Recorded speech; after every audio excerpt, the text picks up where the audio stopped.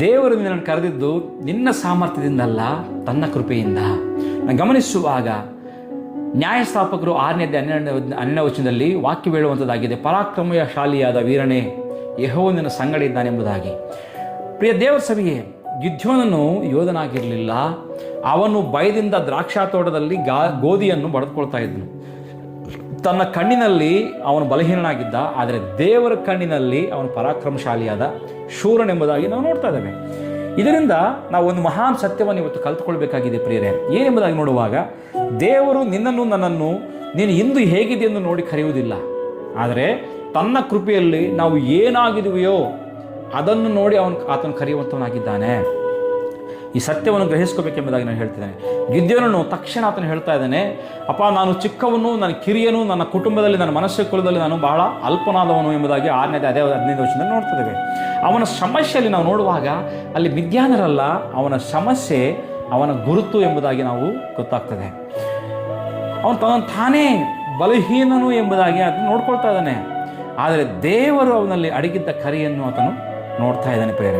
ಇಂದು ಅನೇಕ ವಿಶ್ವಾಸಿಗಳು ಕೂಡ ಹೀಗೆ ಹೇಳ್ತಾ ಇದ್ದಾರೆ, ನನ್ನಿಂದ ಆಗುವುದಿಲ್ಲ, ನಾನು ದೇವರಿಗೆ ಯೋಗ್ಯನಲ್ಲ, ದೇವರ ಸೇವೆಗೆ ಯೋಗ್ಯನಲ್ಲ, ನನ್ನಲ್ಲಿ ಯಾವುದೇ ವಿಶೇಷತೆ ಇಲ್ಲ. ಆದರೆ ದೇವರು ಹೇಳ್ತಾ ಇದ್ದಾನೆ, ನಿನ್ನ ಅರ್ಹತೆ ನಿನ್ನನ್ನು ಕರೆಯಲಿಲ್ಲ, ನನ್ನ ಕೃಪೆಯೇ ನಿನ್ನನ್ನು ಕರೆದಿದ್ದು ಎಂಬುದಾಗಿ. ಈ ಸತ್ಯವನ್ನು ಗ್ರಹಿಸ್ಕೊಳ್ತಾ ಇದ್ದೀವಿ ಇವತ್ತು.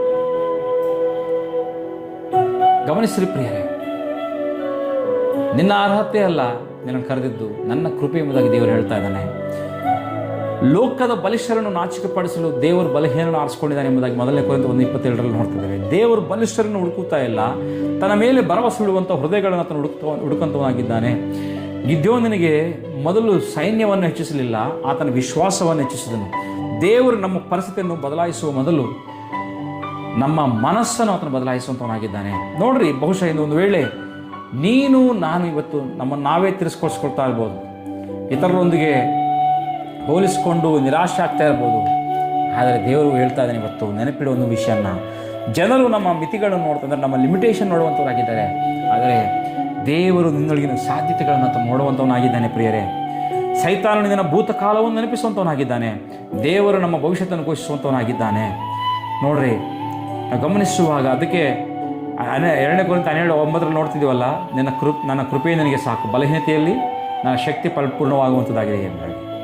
ನಿನ್ನ ಬಲಹೀನತೆಯೇ ದೇವರ ಕೆಲಸಕ್ಕೆ ಎಷ್ಟು ಮಾತ್ರಕ್ಕೂ ಅಡ್ಡಿ ಆಗುವುದಿಲ್ಲ. ದೇವರ ಕೃಪೆಯೇ ನಿನ್ನ ದೊಡ್ಡ ಅರ್ಹತೆ ಎಂಬ ಸತ್ಯವನ್ನು ಇವತ್ತು ಗ್ರಹಿಸ್ಕೋಬೇಕಾಗಿದೆ ಪ್ರಿಯರೇ. ನಿಜವಾಗಿ ಇವತ್ತು ಹೇಳೋಣ ವಿಶ್ವಾಸದಿಂದ, ಕರ್ತನೇ, ನಾನು ನನ್ನ ಸಾಮರ್ಥ್ಯವನ್ನು ನೋಡುವುದಿಲ್ಲ, ನಿನ್ನ ಕೃಪೆಯನ್ನು ನೋಡ್ತೇನಪ್ಪ, ನಿನ್ನ ಶಕ್ತಿ